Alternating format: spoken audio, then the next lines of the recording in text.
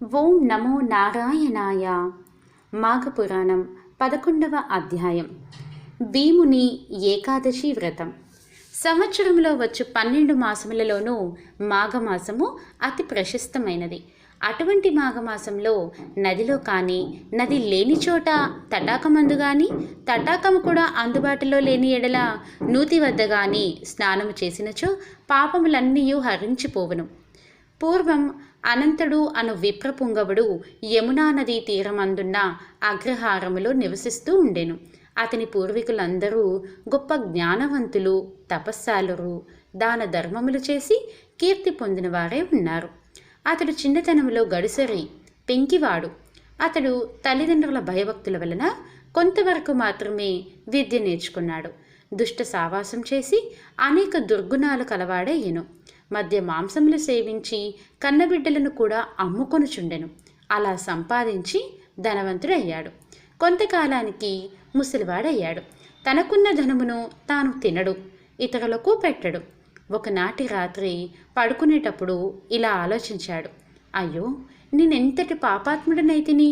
ధనము, శరీర బలము ఉన్నదను మనోగర్వంతో జీవితాంతము ముక్తినిచ్చే పుణ్యకారం ఒక్కటి కూడా చేయలేకపోయానే అని బాధపడ్డాడు. అలా బాధపడుతూ నిద్రపోయాడు. అన్ని రోజులు ఒకే విధంగా ఉండవు కదా. ఆనాటి రాత్రి కొందరు దొంగలు అనంతుని ఇంటిలో ప్రవేశించి ధనము, బంగారము అంతా కూడా ఎత్తుకొని పోయారు. అనంతుడు నిద్ర నుండి లేచి చూడగా అతని సంపదంతా దొంగిలించబడింది. అన్యాయముగా ఆర్జించిన ధనము అన్యాక్రాంతమయ్యనని బాగా రోదన చేసి ఏడుస్తూ ఉన్నాడు. ఆ సమయమున పెద్దలు నీతిలో చెప్పిన మాటలు, మంచి మంచి మాటలు చెప్పినవన్నీ కూడా గుర్తుకొచ్చాయి. తాను చేసిన పాపములకు ప్రాయశ్చిత్తము కోరసాగాడు. ఆ సమయముననే మాఘమాసం నడుస్తూ ఉన్నందువలన యమునా నదికి వెళ్ళి స్నానమాడెను. అందువలన అతనికి మాఘమాస నదీ స్నాన ఫలం దక్కెను. నదిలో మునిగి తడిబట్టలతో ఒడ్డునకు వచ్చెను. చలికి గడగడావనికి బిర్ర బిగుసుకుపోవచ్చు నారాయణ అని ప్రాణములు విడిచాడు. ఆ ఒక్క దివ్యమైన నదిలో స్నానము చేయుట వలన అతడు చేసి ఉన్న పాపములన్నీ నశించిపోయి వైకుంఠవాసుడయ్యను అని వశిష్ఠుడు తెలియచేశాను. పాండవులలో ద్వితీయుడు భీముడు. అతడు మహాబలుడు, భోజనప్రియుడు, ఆకలికి ఏమాత్రం ఆగలేనివాడు. బండెడన్నమైనను చాలదు. అటువంటి భీమునకు ఏకాదశి వ్రతము చేయవలెనని కుతూహలం పుట్టినది. కానీ ఒక్క విషయంలో బెంగతో ఉండెను. అదేంటా అంటే, ఏకాదశి నాడు భోజనం చేయకూడదు కదా, భోజనం చేసినచో ఫలము దక్కదు కదా అని విచారించి తన పురోహితుని కడకపోయి, ఓయి పురోహితుడా, అన్ని దినముల కంటే ఏకాదశి పరమ పుణ్యదినమని తెలుసుకున్నాను.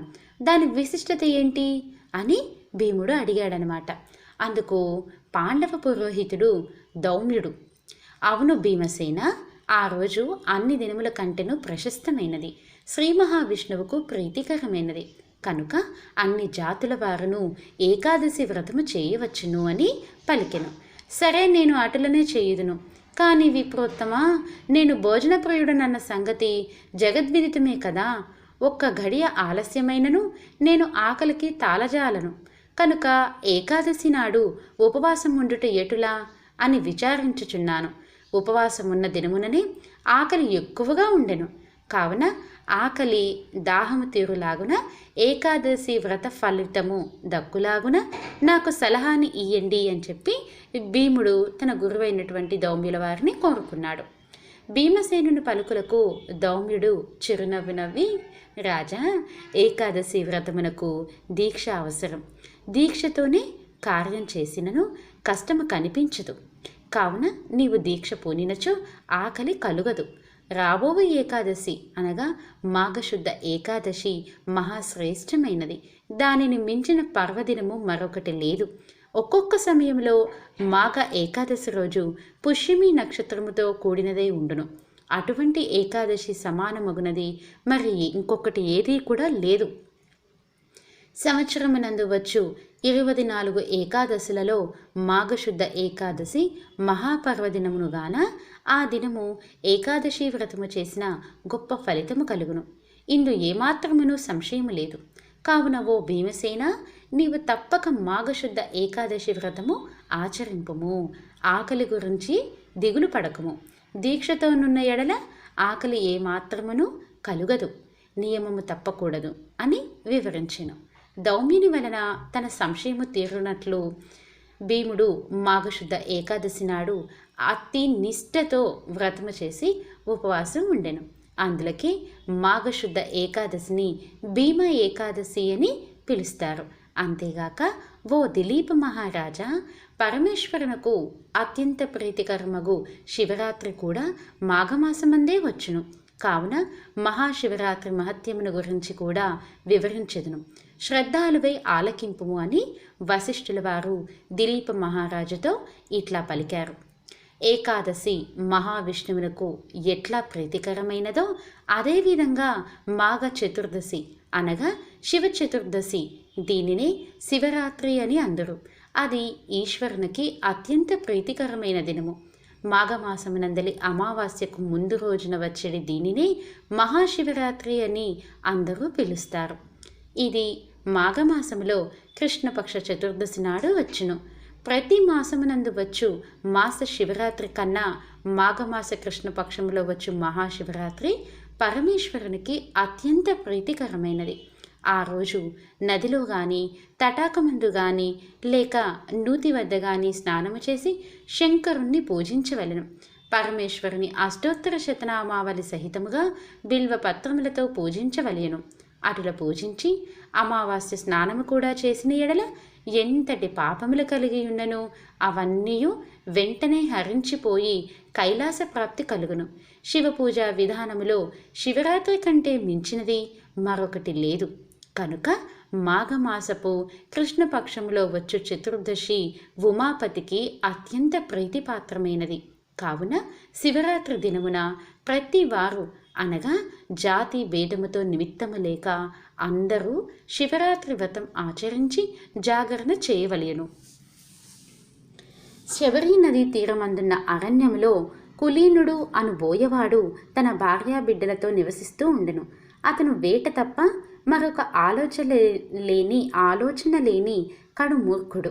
వేటకు పోవుట, జంతువులను చంపి వానిని కాల్చి తాను తిని తన భార్యా బిడ్డలకు తినిపించుట తప్ప మరేమీ తెలియదు. ఆ వేటగాడికి జంతువులను వేటాడుటతో నేర్పు కలవాడు.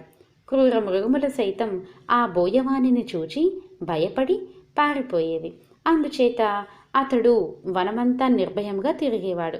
ప్రతిదినం వలనే ఒకనాడు వేటకు వెళ్ళగా ఆనాడు జంతువులేమీ కంటపడలేదు. సాయంకాలం అవుతుంది. వట్టి చేతులతో ఇంటికి వెళ్ళుటకు మనసు అంగీకరించలేదు. సరే, పొద్దుకుంగిపోయినా అక్కడున్న మారేడు చెట్టుపైకెక్కి జంతువుల కొరకు ఎదురు చూస్తూ ఉన్నాడు. తెల్లవారుతుంది. కొంచెం చలి ఎక్కువై మంచు కురుస్తున్నందున కొమ్మలను దగ్గరకు లాగి వాటితో తన శరీరాన్ని కప్పుకొన్నాడు. ఆ కొమ్మలకున్న ఎండుటాకులు రాలి చెట్టు కింద ఉన్న శివలింగం మీద పడేయి. ఆ రోజు మహాశివరాత్రి. అందులో బోయవాడు పగలంతా తిండి తినక రాత్రంతా జాగరణతో ఉన్నాడు. తనకు తెలియకపోయినను మారేడు పత్రములు శివలింగముపై పడినవి. ఇంకేముంది, శివరాత్రి మహిమ బోయవానికి సంప్రాప్తించడం. మాఘమాసంలో కృష్ణపక్ష చతుర్దశి రాత్రి అంతయు జాగరణ, పైగా శివలింగముపై బిల్వపత్రములు పడుట, తిండి లేక ఉపవాసం ఉండుట, ఇవన్నీ ఆ బోయవానికి మేలు చేశాయి. జరా మరణములకు హెచ్చుతగ్గులు కానీ శిశువృద్ధ భేదములు కానీ లేవు. పూర్వజన్మలో చేసుకున్న పాపములను బట్టి మనుజుడు తన జీవితంను గడపవలసినదే. మరికొన్ని సంవత్సరములకు ఆ బోయవానికి వృద్ధాప్యము కలిగి మరణం ఆసన్నమై ప్రాణములు విడిచెను. వెంటనే యమభటులు వచ్చి వారి ప్రాణములు తీసుకొని పోవచుండగా కైలాసము నుండి శివదూతలు వచ్చి యమదూతల చేతిలోనున్న బోయవానిని జీవాత్మను తీసుకుని శివుని దగ్గరకు పోయిరి. యమభటులు చేయునది లేక యమునితో చెప్పిరి. యముడు కొంత తడువు ఆలోచించి శివుని వద్దకు వెళ్ళెను. శివుడు, పార్వతి, గణపతి, కుమారస్వామి, తుంబుర నారదాది గణములతో కొలువు తీరి ఉన్న సమయంలో యముడు వచ్చి ఆయనకు నమస్కరించును. ఉమాపతి యముణ్ణి దీవించి ఉచిత ఆసనమిచ్చి కుశల ప్రశ్నలు అడిగి వచ్చిన కారణం ఏమిటి అని ప్రశ్నించెను. అంతట యముడు, మహేష, చాలా దినములకు మీ దర్శన భాగ్యం కలిగినందులకు మిక్కిలి ఆనందించుచున్నాను. మీ దర్శన కారణం ఏమనగా, ఇంతకు ముందు మీ దూతలు తీసుకువచ్చిన బోయవాడు మహాపాపి, క్రూరుడు, దయా దాక్షిణ్యాలు లేక అనేక జీవహింసలు చేసి ఉన్నాడు. ఒక దినమున అనగా మహాశివరాత్రి నాడు తాను యాదృచ్ఛికముగా జంతువులు దొరకనందున తిండి తినలేదు. జంతువులను వేటాడుటకు ఆ రాత్రి అంతయు మెలకువగా ఉన్నాడే కానీ చిత్తశుద్ధితో తాను శివలింగమును పూజించలేదు. కనుక అతనిని కైలాసమును తీసుకువచ్చుట భావ్యమా? అంత మాత్రమున అతనికి కైవల్యము దొరుకునా అని యముడు విన్నవించుకున్నాడు. యమధర్మరాజా, నాకు ప్రీతికరమగు మహాశివరాత్రి పర్వదినమున బిల్వపత్రములు నాపై వేసి తిండి లేక జాగరణతోనున్న ఈ బోయవాడు కూడా పాపముక్తుడు కాగలడు. బోయవానికి కూడా ఆ వ్రతఫలం దక్కవలసినవే.